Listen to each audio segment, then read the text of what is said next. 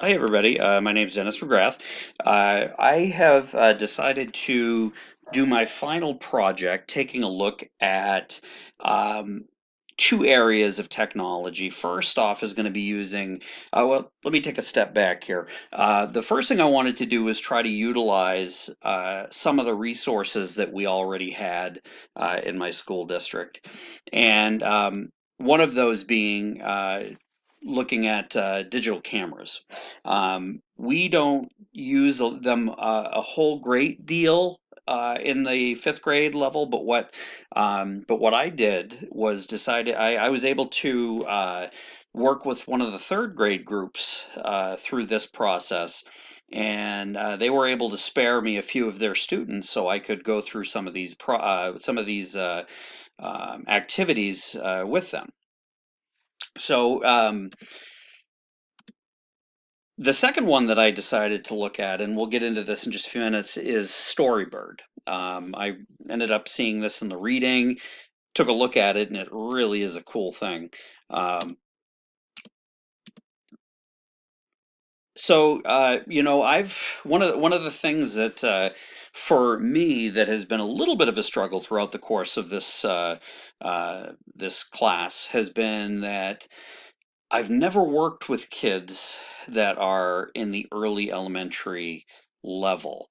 So a lot of my thinking has been really geared towards the older kids and working with kids that are, lower middle school to, to older. So, um, I've taken a lot of the activities that we've been able to do this semester, like Jamboard and mind mapping, and I've really enjoyed it. It's kind of opened my eyes to what else can be used as that I can adapt into my own classroom setting. So first, as I'd mentioned, I decided to take a look at digital cameras. We've been open my school opened in 2011. So, right about that time, one of the first things that we elected to purchase were digital cameras. But they were one of those things where you had to sign them out, and it was kind of a process. But now that we are a one-to-one school and we have quite a few digital cameras now, they're much easier to come by. What I decided I'd do was I grabbed four third graders for this, and I told them, I said, take a few minutes. And this was after school, so there were not a lot of people in the building. I said, go take some pictures on the digital camera and come back. We will upload them to the computer, and you can tell me a few things about them. The biggest issue I had here was more of time constraints and having children to work with, because by the time my kids are done school, they're usually in their special, ready to roll home. So I asked them to go take some pictures, and I said what we'd do is we would create a narrative with these pictures. One of my favorite things to teach in fifth grade is imaginative writing. And what I would wanted to really do with this is I would make this an introductory type of thing.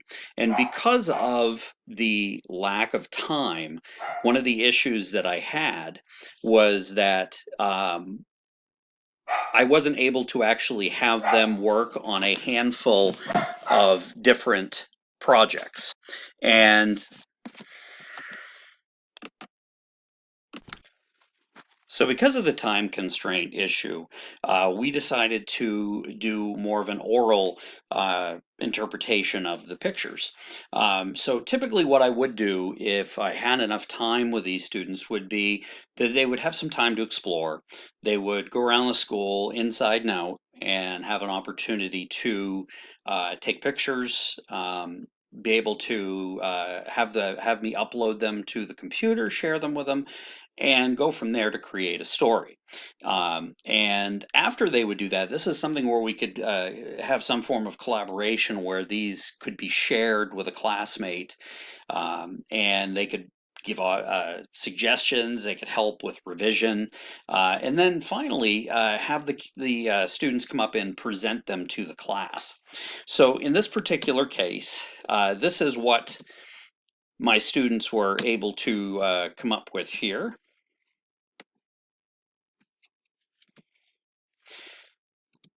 And I'll go ahead and pull these up first, and then we'll go through what the students said. So the first picture was of a hallway. And this is what, again, it was a very brief time period. So this student said the hallway was quiet. There were blue lockers that lined the side of the hallway. It was spooky. It would be a fantastic jumping point into creating some sort of an imaginative narrative with these students. Second one, in our PAC, our Performing Arts Center lobby, we have because Brewer is a community of caring, and we have our five community of caring aspects that we have right up on our wall. And this is what the student who had taken this picture said: community of caring means so much. I try to do my best every day because I want to make my mom and dad proud. This right here really kind of emphasizes how important this type of process is, because they're able to share just how much this learning experience means to them. The third picture that was taken was of the stairwell. There were lots of stairs to go down. Usually there are a lot of students in here. It's so empty and alone.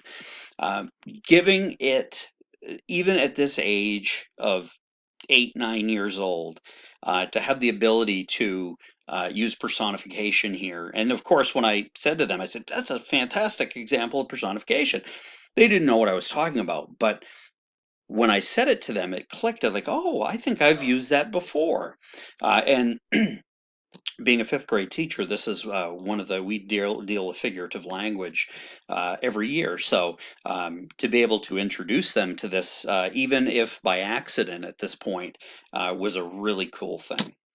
And finally, they went outside and took pictures of the swings and said, we have so much fun on the swings. Some of them are different colors, and you can go really high on them. I love them. Um, I really feel as though this particular lesson idea would be so fun to work with from start to finish with these students. And my hope is that talking with some of the other third grade teachers at the time when I was working with them, that perhaps this might be something they will work on in the future. Now, my second thing I wanted to focus on was Storybird. Now, again, I'll admit I really enjoy ELA, and when I heard about Storybird, it was really kind of cool because, and I actually, as a teacher, I did sign up for this. But I will say the one big drawback of Storybird is the cost. When I looked at how much it would cost to have my 22 students on there, it was a little over $730 for the year, which, I mean, may not sound like a lot, but considering we don't even have that much to use, individually each year for supplies, that would make it a little bit difficult. So, but after I had an opportunity to sign up and get in there, it was really, really neat where they have, I mean, tons of illustrations that can be chosen, and you can create your story right on those illustrations. You can create books, you can create poetries, comic strips. It was really, really neat.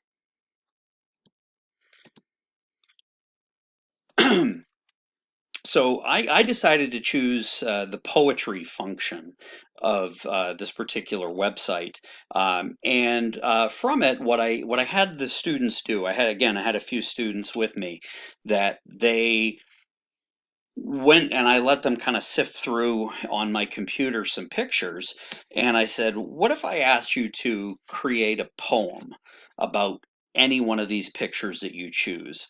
And it was really the uh, the actual uh, poem that they came up with was absolutely adorable.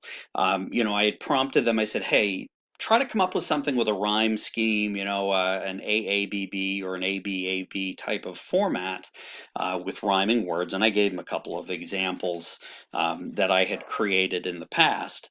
And they really took off with it. They had an opportunity to, they went through. It actually took them more time, I think, to pick out an actual illustration than it did to create the poem that they wrote. Now, in this case, I mean, there are so many different things they can do, and this is the great thing about Storybird is it actually is a function that you can use all the way up through high school. So it's not just relegated to one, group of students. All right. Now, I did find a phenomenal video that I want to share real quickly. It's very short, 30 seconds, that kind of describes what Storybird is. Everything you need to know about Storybird in 30 seconds. It's a social storytelling website for grades K to 12.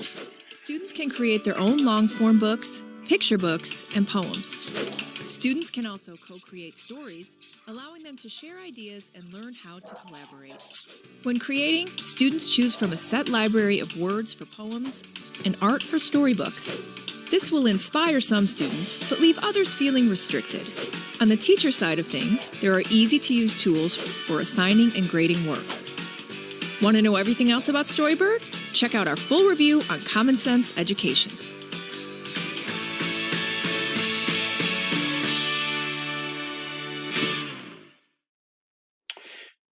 So the poem that the students that I worked with created was titled because they picked a Christmas illustration. They decided to title it "My Christmas Wish." Everything you need to know about Storybird. There we are.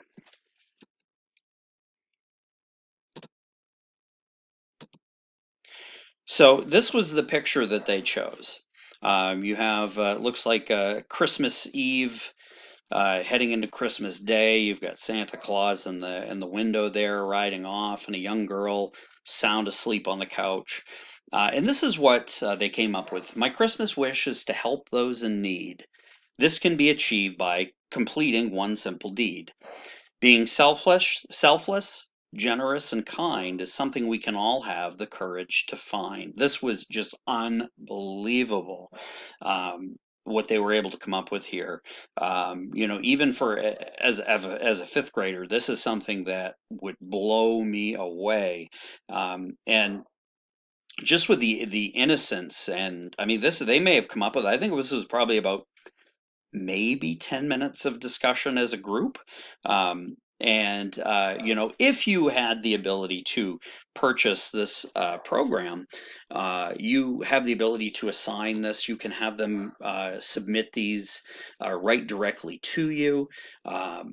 It really was a really neat program to work with. And again, I had to create this actually. They picked the picture and then wrote the poem, and I ended up typing the poem into the picture. So, all right. So, as an overview here of the two programs, I would definitely recommend both.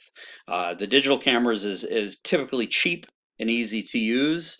I'm sure most schools probably have them on hand anyway through STEM programs. And, the way that you can connect it into writing is just really, really cool. The Storybird one, again, I would love to have it at this point for my students, but the cost at this point just is not, not in the budget. So, but I will look to present this to my administrators to see if this is something that we could use in the future.